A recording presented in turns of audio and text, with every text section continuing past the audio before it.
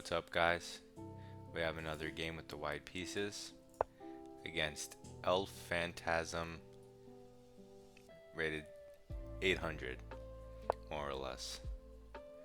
We open up with e4 and he responds with g5. I don't think anyone's ever played this against me. I mean, I'm sure they have in the history, but not that I remember, not recently. So he plays a weird move. We're just gonna play principled and take over the center with the ideal pawn center, controlling a lot of space on his side of the board. Black plays h6. This defends the pawn. Maybe he's gonna fianchetto. Maybe that's his idea. But I'm still not gonna do anything crazy. I'm gonna play for center development. So let's do that.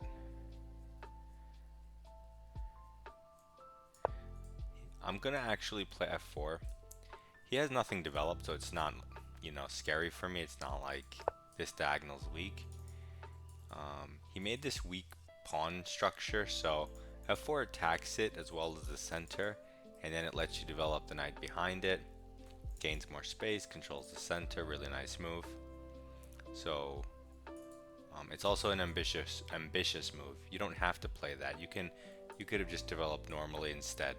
Either of those moves, they all attack the center, so they're all principled and they're all fine. It's a matter of preference and experience. So black plays e5, striking the center, with the obvious drawback that the pawn is hanging. You can take either way and it's fine. You could even ignore it and just develop or push past, but it's a free pawn, so you should probably, a central pawn, you should probably take it. So now I just have a nice block of pawns in the center that are just super strong, prevent his knight from developing, and these defend each other. So he plays d6, which attacks the center and opens up a diagonal for his piece, so it's development. It also strikes at our nice big block of pawns. That's fair.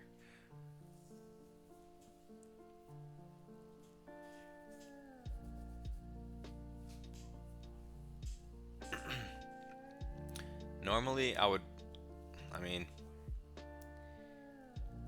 you might want to play something like developing the knight, defending the pawn in the center. But if he kicks that knight, then you have to move the knight, and then his queen also has access here. So it's probably not an accurate move, even though it looks natural. His pawn's here, so you have to take that into account. So you could just trade off the pawn and keep the ideal pawn center. Alternatively,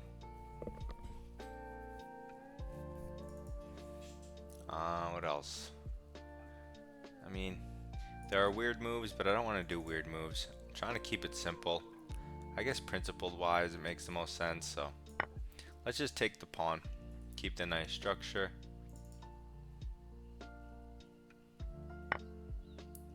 He takes back with the pawn, not the bishop or the queen. This keeps an isolated pawn, so that's a little weird. It's a weakness for the rest of the game. So now we just want to continue. We want to get some pieces out. Again, this is a little weird, so we want to watch out for that. So let's do something else. Let's develop this bishop first towards the center, control the square one more time, because before he could have pushed because the queen supports it. Now he can't push. Also, this stares at the square, which gives me options of coordinating. I was going to say with the queen here, but now he pushes this pawn, which prevents any piece from going there. But he's pushing his pawns into my side of the board, and he's not developing any of his pieces, so this can't be correct. So I'm just going to ignore it and continue my development. So what's a good developing move? I mean, this does have this, but now you can simply kick it. But what's a good developing move? I say we just, this pawn is no longer defending this square. So So this targets his weakness, and if he goes here, we also have the added option of this, which is really nice. And now, you know, normally you develop knights before bishops, but you can see in these specific circumstances, I developed this bishop because it applies pressure, and this never made sense. And this bishop is a strong move that helps with this. So he develops his queen as opposed to his other pieces, which you're not supposed to do. He's trying to attack this pawn is his idea. I'm gonna defend this pawn and develop at the same time with the natural knight c3. This defends the center. It also brings out another piece. I have 3 minor pieces developed, all touching the center, and he has 0 minor pieces touching. So now I plan on moving my queen somewhere and castling queenside. So maybe, let's see, what's the square we want for the queen?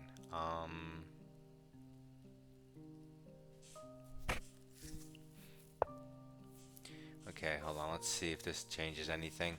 He goes here, this attacks our bishop, so we can't ignore that. I don't want to take him, because that doesn't help us in any way. We could throw the knight in now that he blocked his own vision. But does that hang anything? This hits the queen. If he takes and you take, you're protecting the pawn. But then he develops. Then you can take here. Then he takes here, here. Then he can go here with a discovery on the queen. I mean, that's all unnecessary. If you push, he has to go back somewhere. But then you weaken this diagonal. That's unnecessary. If you give this check and he goes here, then you win a piece. So if you give this check and he goes back with his bishop, well, then the knight's protecting it, so let's do that. Let's give this check. It offers a potential blunder. And then, okay, so he goes here with his knight. So the knight's pinned. It can't go anywhere. The knight's pinned, but it traps the bishop. If he kicks the bishop, and I retreat, and he kicks my bishop again, and I retreat, and he kicks my knight, and I go somewhere, the bishop is still trapped. So he can't get out of it that way. And if I go here and he hits my bishop as a counter attack, and I protect it with my queen, his bishop is still trapped. So let's just try to win the bishop. Notice that I'm trying to take into consideration lots of opponents' possible responses that I would try to go for if I was black, you know. This guy's wrote something to me, but it's in Spanish and I don't know what it means. So see, this is exactly what I was calculating. He does it, he plays, he kicks the bishop. Now if you take, then his bishop can take backwards and it's not trapped. So you don't want to take. This is also what I calculated, because he has to go for something because he's losing a bishop. So if he attacks my pieces, maybe I'll blunder. That's the idea. But at the end of it all, I think the bishop's just trapped. This is a thing, and this is exactly what I calculated. You see? That's funny. Now I had said here, I guess that really does protect from his knight jumps. Whereas this, I guess the benefit here would be that this square is really beautiful. But I would rather, his knight can go here. But then I could jump in here, but what does that do? Nothing. And if I go here, but then this knight doesn't have a square. So let's go to this side, just so this knight has a place to go. And then this knight can use this beautiful square. And this knight can just protect these squares from this knight. That way they both have a job. Okay. So he moves his queen. This is exactly what I calculated if you were paying attention. But then I said I'd protect it as such, and this pawn is defended. And now his his bishop's still trapped. Ooh, that's not it. You see, it all came together in my head. And now he resigns. Nice. Quick 10-minute game. Let's go over that real quickly. So this is a move that controls and seizes space in the center. And a lot of people, what's the point of the center? Well, no one ever says this, but this is a war game. So no, I don't know why anyone doesn't tell you this when you start chess, but these 4 ranks, this is where your army can go. This is your side of the board. Like, this is where this is your territory. And so when I put a pawn here, I'm immediately attacking your territory. Even though I'm only on my side, I'm still attacking your side. This bishop right here, it's attacking your side of the board. And so when you make more passive moves, you're not attacking your opponent's territory. So when you put pawns in the center, you're attacking your opponent's territory. So people who play passive setups like this and this, but from the black side, let's say, or whatever pawn moves, they're agreeing to play on this much territory, and they're saying you can play on this, which is obviously dumb, but they do it. So anyway, I put a pawn in the center and I see space. This guy does something ridiculous. This move obviously doesn't hit the center. It's pretty weak. It's just hanging.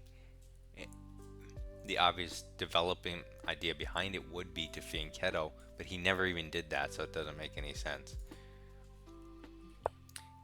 We immediately take the center. When you're in this position, you shouldn't really be thinking about other moves than d4. And if you are, why? It creates an immediate threat while obtaining the ideal pawn center. This is the move you should play.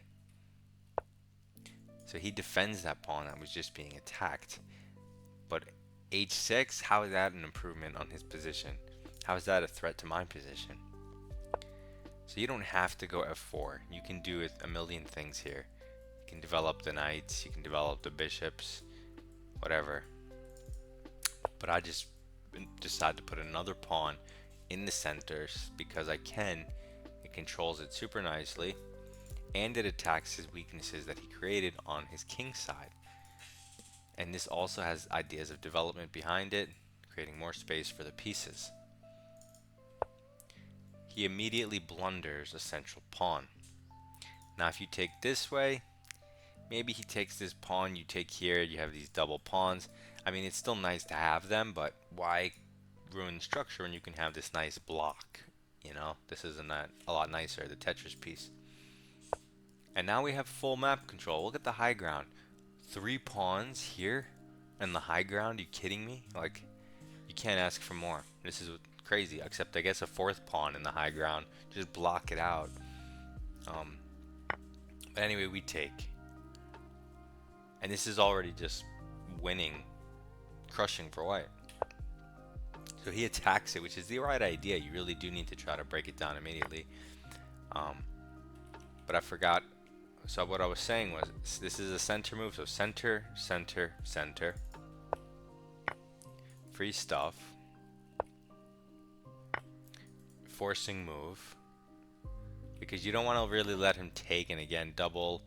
And you also don't want a queen trade when you have such a nice position. So you can take. It does develop his bishop, but again, you always have e5 in your pocket.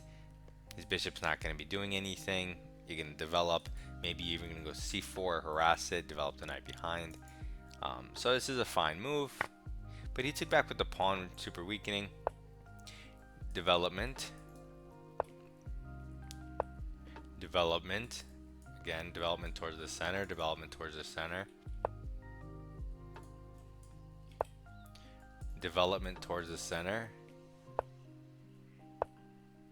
And now kind of a forcing move, meaning we had to somehow respond to a hanging bishop. We had to do something, defend it, move it, trade. So a forcing move. And now tactical blunder, you know, a tactic. I win a bishop. And now this forcing move, forcing move, forcing move. He's hitting the bishop, so forcing move. And also it helps me prepare castling, so that's good for me. And then he just blunders his queen. Had he not blundered his queen, we take the bishop. So it's just a matter of center, development, and you can see under 1,000. I don't even have to get to the king safety part. I don't even have to get to castling because I win the games before that because I blunder something crazy. You know, after 1,000, we'll get to the castling part and we'll have to continue a little longer. But anyway, hopefully this game was fun. Good luck in your chess. I'll see you in the next speedrun improvement video. Goodbye.